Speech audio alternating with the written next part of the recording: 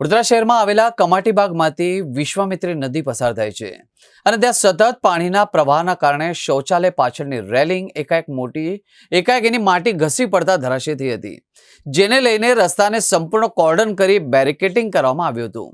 કમાટીબાગમાં મોટા પ્રમાણમાં સહેલાણીઓ આવતા હોય છે અને હાલમાં વરસાદી માહોલ હોવાથી નજીવો વધારો જોવા મળ્યો છે। અહીંથી પસાર થતાં જ વિશ્વામિત્રી તટ પર ગાબડું પડતા લોખંડની મોટી રેલિંગ તૂટી પડતા મોટી દુર્ઘટના ટળી હતી, જેથી શૌચાલય પણ બંધ કરવાની ફરજ પડી હતી। આ સાથે જ નજીકમાં જ આવેલા લીમડાના વૃક્ષની મોટી ડાળ પણ તૂટી પડી છે। જો કે સદનસીબે આ બંને ઘટનામાં કોઈને ઈજા કે જાનહાનિ થઈ નથી। હાલમાં વિશ્વામિત્રી નદીના જળસ્તરમાં ચોક્કસ ઘટાડો થયો છે, પરંતુ હજી પણ નદી બે કાંઠે વહી રહી છે।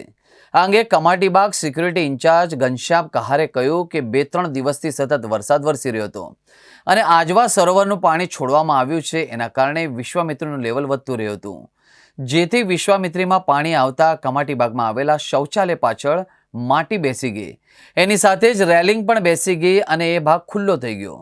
આ ઘટના બાદ અમે અહીં કોઈ પણ પ્રકારની અપ્રિય ઘટના ન બને એ માટે બેરિકેડિંગ કરવામાં આવ્યું છે। અહીં કોઈ પણ વ્યક્તિ અવર જવર ન કરે એ માટે સિક્યુરિટી ગાર્ડ પણ તૈનાત કરવામાં આવ્યો છે। અહીંયા તમામ વિસ્તારમાં સંપૂર્ણ બેરિકેડિંગ કરી નજર પણ રાખવામાં આવી છે।